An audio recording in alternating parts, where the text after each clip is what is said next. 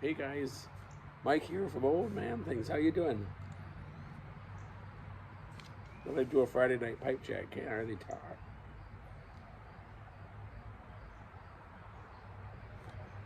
I already lit my pipe. I'm smoking my original blend, Old Charlie, and I'm having a toddy.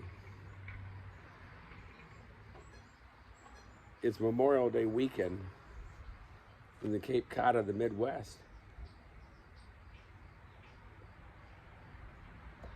So I've got no desire to fight in the traffic. I fought it way too much already today.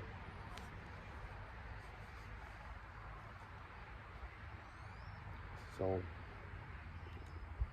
not doing too good. I feel like I'm getting sick all over again, but I'm still having a pipe.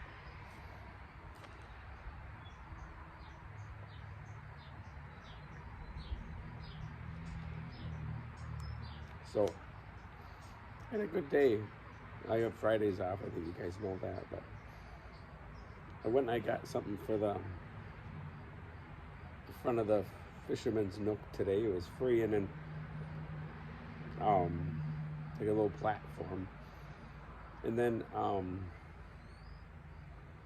was way out in the other end of the area and where I live, and I said to my wife, she had to go to work, but I said to my wife, I said, since I'm out there, I'm going to go to the old Jellystone. I don't know if you ever heard of Jellystone Park. It's, from Yogi Bear, and it's like a campground, and I'm thinking they're all over the country still, but the original one actually started here, and it's still going, and before we moved to Oklahoma, we used to have a campsite, a permanent campsite at Jellystone, and when we left Wisconsin and went to Oklahoma, it was like a death in the family. That's how it felt, because we missed it so much. And so anyhow, it was a really good old friend that I just respected and just thought so much of, and his name was Chet. And we had kept in touch a bit after we moved to Oklahoma, but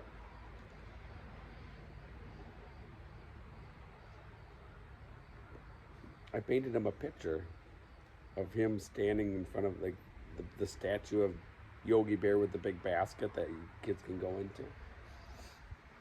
At the time, anyhow. So and there's been a couple of times and he was old when we left 11 years ago.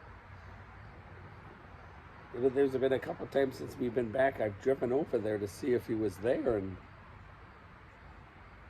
I mean, I didn't know if I saw that where their camper was still, but I didn't know if he was alive, because I know he didn't take care of himself. But so I said to my wife today, I said, when I go get that platform, I'm going to be near there. I said, I'm going to go drive in Jellystone and see if that old Chet's there. So I drove to Jellystone after I got the thing, and I saw a lady out in front of that camper working, doing where she had garden, like a flower garden thing. I stopped the truck and I rolled my window down, and I said, I don't know if you remember me, but of course I said I had allergies because of my voice. I said, we used to have a campsite around here, and I said, I was always really good friends with Chet. And she says, are you the guy that painted that picture for Chet? And I said, yeah. And I said, is he still around? Because I didn't see him. I didn't want to say, is he dead? I said, is he around? And she looked at me. I was waiting for her to say, no, he's died.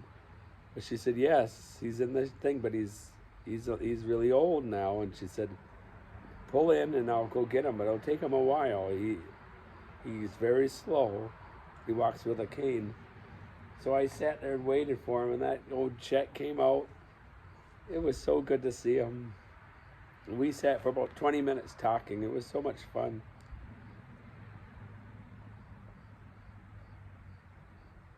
I really enjoyed myself seeing old Chet.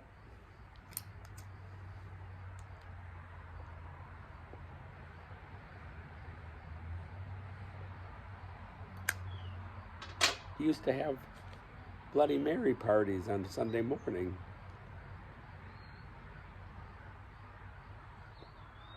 So I said to him, I said, "You still have your Bloody Mary parties?" And he says, "Yeah." He said, "In fact," he said, "we only do it on holiday weekends." He said, "So we don't have to worry about drinking and driving home on Sunday." So he said, "We're having it this Sunday." So he said, "You and your wife Linda, come on down." He said, "I'd love to have you guys, but we don't know if we will or not because all his family's there. You know, it's the Memorial Day weekend, so."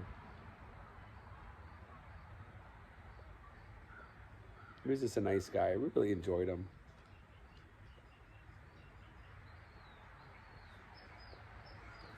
All right, guys. I should say about my Wednesday night rabbit, I really appreciate everyone that commented and sent out prayers and thoughts and stuff. And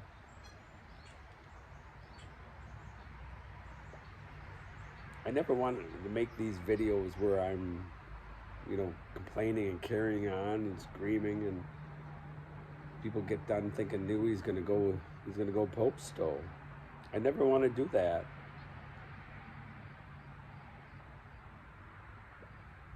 And I guess I got caught up in the moment. Yeah, I guess you need a vent somehow, But anyways, I'll tell you what happened. I think it's an all right outcome. Yesterday, that girl that was the mother and stepfather, who my son's been dating for 8 months. I mean, she was at our house for 8 months. Ate almost every meal with us. We thought of her like a daughter. Well, we don't know what yet's going on. I don't know if they know what's going on. But anyway, she went to my son yesterday and she said my mom and stepdad said they apologized to your parents.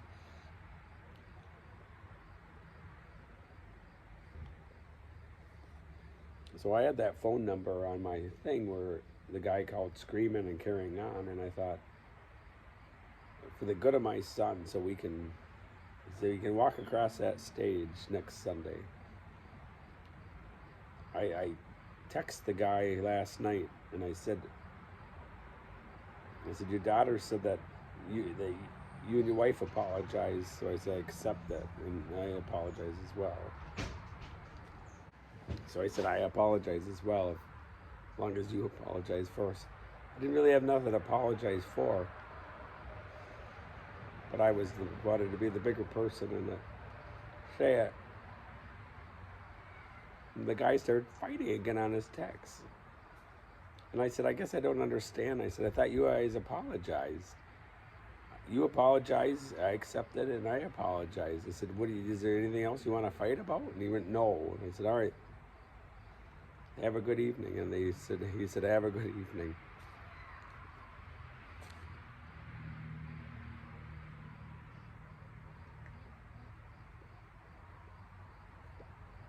So there's my Friday night chat for you guys.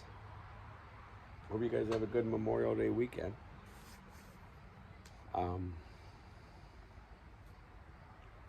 See you guys later. Bye.